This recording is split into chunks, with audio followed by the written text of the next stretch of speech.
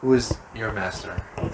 So master. So let's just say you got to think of these things situationally. So right now, let's say I'm at a job and I'm feeling a lack of power. I'm feeling a lack of control. I don't, whatever the fucking case may be. I don't know.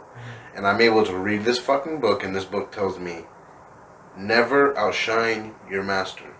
What they are explaining to you, because this is not a book where it just says the law and that's it. This is a book, it tells you what the law is, and then it explains heavy examples of the law, and then explains the law. You know what I mean? Like it's in depth. Yeah. Each law, there's another 40 pages behind it, telling you about the law.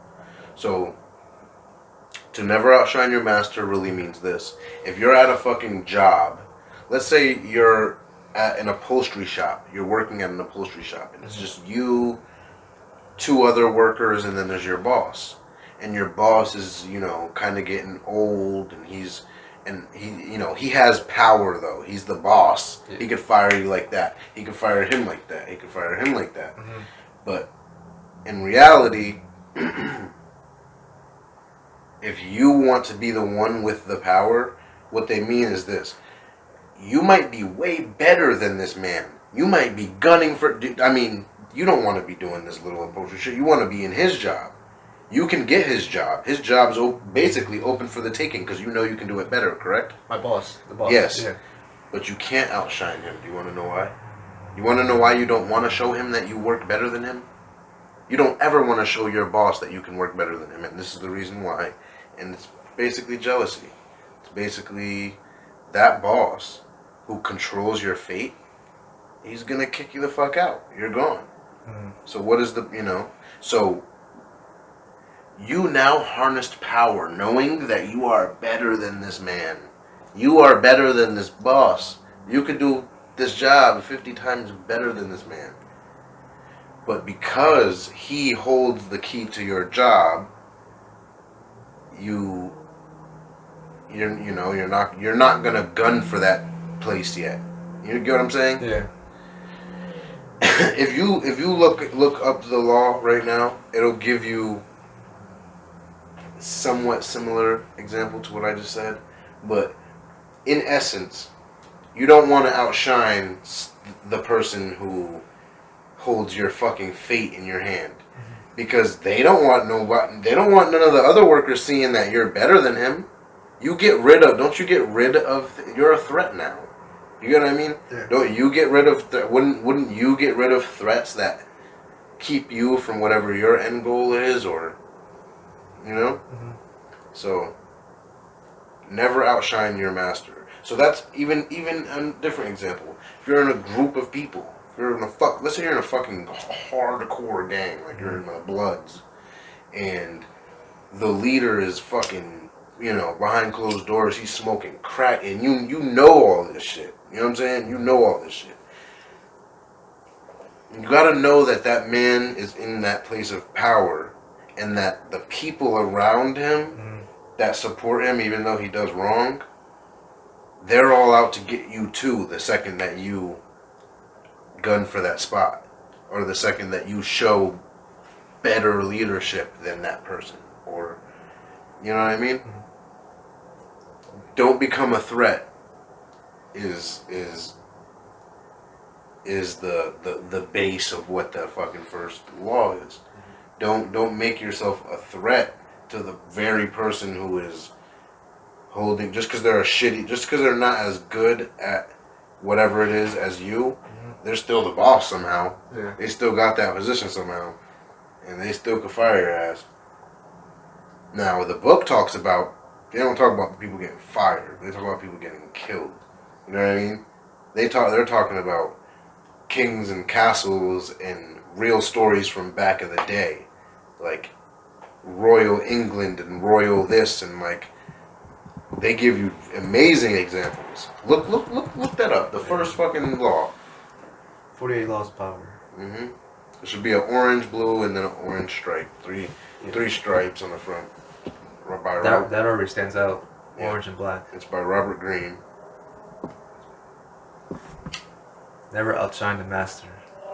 Always make those above you feel comfortably superior in your desire to please or impress them.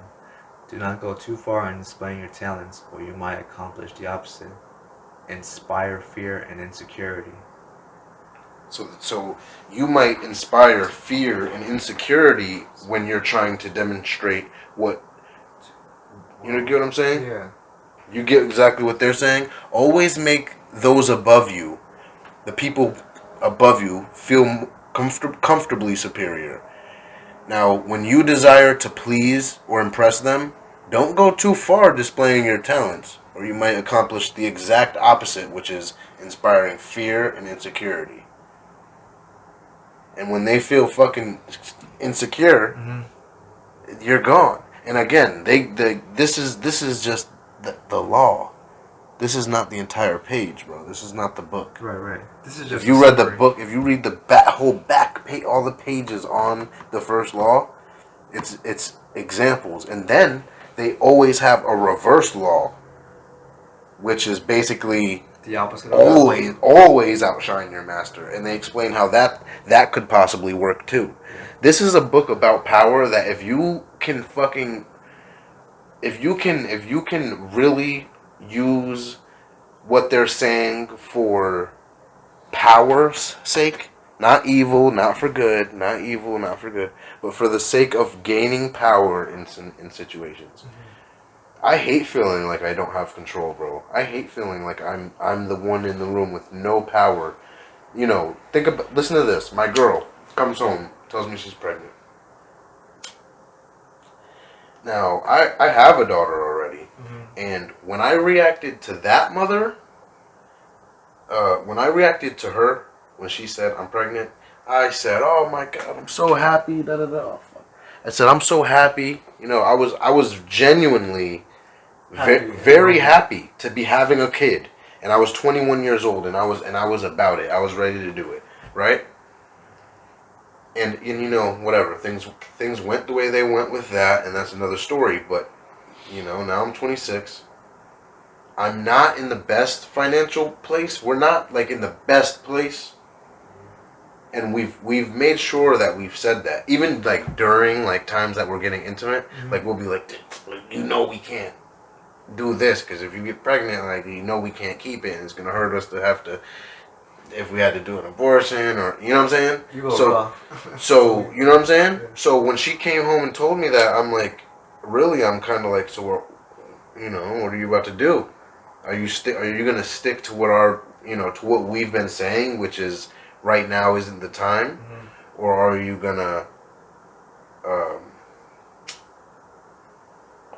or do I just have no control? Are you just telling me this to tell me, look, I'm having the baby, or are you asking my opinion? And now the way she did is she kind of dog walked me through the whole acceptance phase of it. She made me at this point I now accept that we're about to have a kid, but she kind of had to walk me through it in a way that I didn't really like. I had no control in this. She told me she was pregnant and said she wanted to know if I wanted to keep it or not, but it didn't matter if I said keep it, double it, throw it away, do this, do that. She would have. She was gonna keep the baby regardless. So this is about 1 week of her already saying, yep, I'm definitely going to keep the baby. So for me, I already knew what it was. I had no control. But what you learn to do through this book is you learn to gain control from those situations. And gaining control doesn't look like everyone is underneath you because you have power. Power doesn't... It doesn't make you bodily better than everyone. You get what I'm saying? But in your head, when you have power, you hold yourself a little bit differently. You can talk a little bit differently. You have a little bit more confidence where most people would say, why is that nigga so confident about that? Why is this nigga so, there's just pieces of that book, bro, that I know would help you. Would help you just in your everyday fucking. And this is. Are you recording? Yeah, story. I'm gonna tell you one thing. So I don't know if you remember me telling you anything about the three B's at the table. Yep. So now, I don't want to talk too much about that, seeing that you're recording, but I will tell you that one of the B's is books. I remember you telling me that. Books. And this is the book. This is the book that I'm referring to. So there are people who get their asses jumped. You know what I'm saying? Mm-hmm. Let me rephrase. There's people who get, you know what I'm saying, a little bit banged up to join. You know what I mean?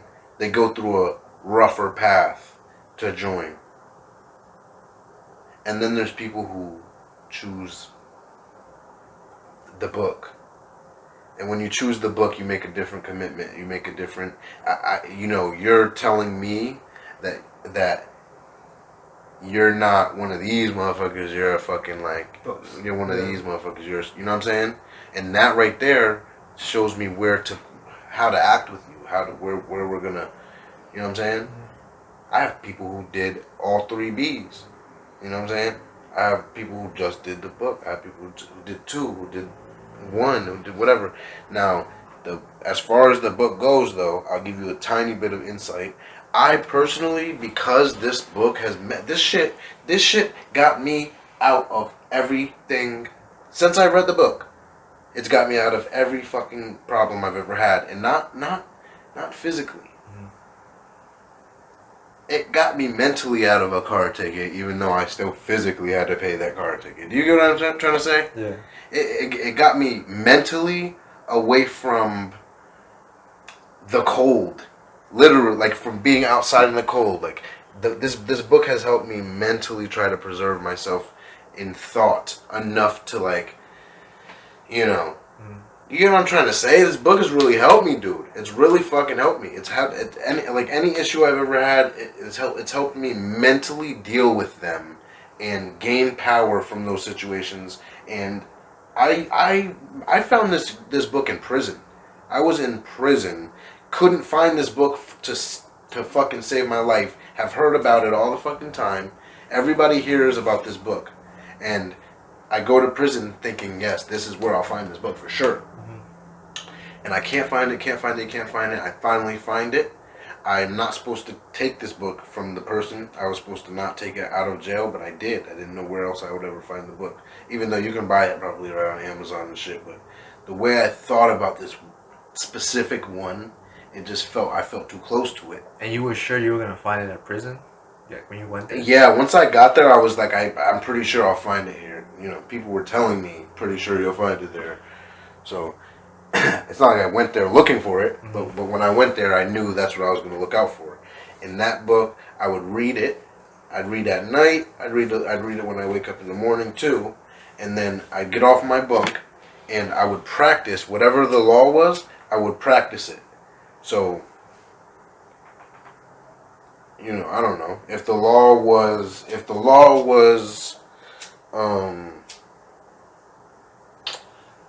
there's one law that basically is along the lines of like, keep your basically it says that an enemy will work way harder for you than your friend will, because your friend is expecting these things from you and expects you to your friend has nothing to prove to you. They're already your friend. That's in the book. Listen, your enemy has a lot to prove to you. If somebody who you've had a outstanding beef with for a long time, if like an asshole, someone you really fucking hated, if that person hit you up today and said, yo, I just made $3 million making this movie. The movie's gonna be a hit.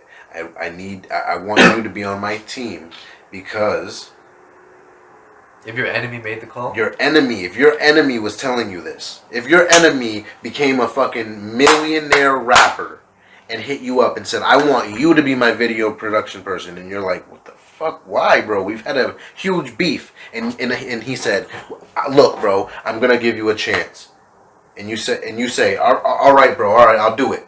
You're gonna fucking prove yourself so much harder than any of his buddies would have. And that's where. And you want to know why? Do you want to know why you're going to prove yourself harder? Because you've been such a fucking asshole to this dude. You guys have been on Twitter shitting on each other. You guys have fucking literally fought before. You guys have fucking, tearing each other apart with words. Every little thing you can do to each other. He gets rich and has a little bit of a change of heart and says, hey, I want that guy to da-da-da. You're going to prove yourself to him because you want to put every little punch you've ever put to his face, every word you've ever put in his ear, you want that stuff to be put to rest. Because you're going to be grateful for what this dude just did for you. He took you out of this house, got you into a beautiful place. You get what I'm saying? You're going to prove yourself more because you have more to prove to him. You get what I mean? Yeah. You're not going to go fuck him over again. Not when he gave you a fucking you know what I mean? An opportunity like this, you're gonna do your damnedest. Now, me, his friend, he hits me up and says, yo, listen, bro, I just I'm rich. I want you to come along with me, and I want you to be my video. I want you to do my videos, bro. As a friend, I'd say yes, I'd go. But I would expect him to, if I fucked up, it wouldn't be too big of a deal. Or if I was a little bit late, it wouldn't be too big of a deal. Or, you know what I mean? Yeah. Little stuff like that. Little tiny mistakes of like being late and being this and being that and not getting him the right this or whatever. Or whatever criticization he has, I'm going to be like, damn, bro, you're my friend and you're going to tell me my work is shitty?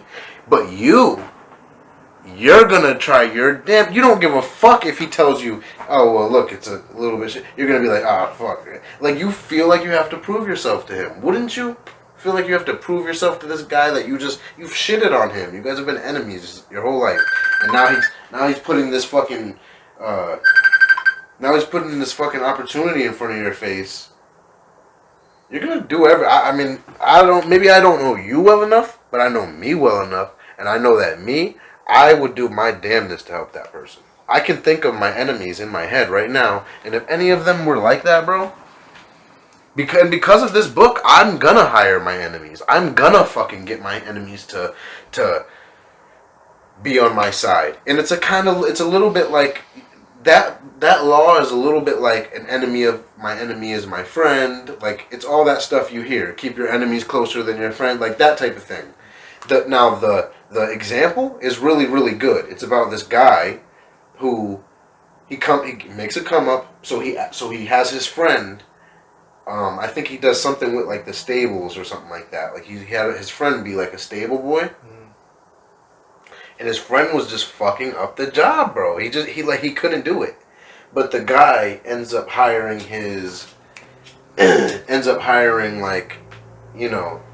Oh, matter of fact, that's just the end of the story. It's basically that the guy hires his friend, and he's slacking off on his job, and he's expecting his boy to not be mad at him, and you know what I mean.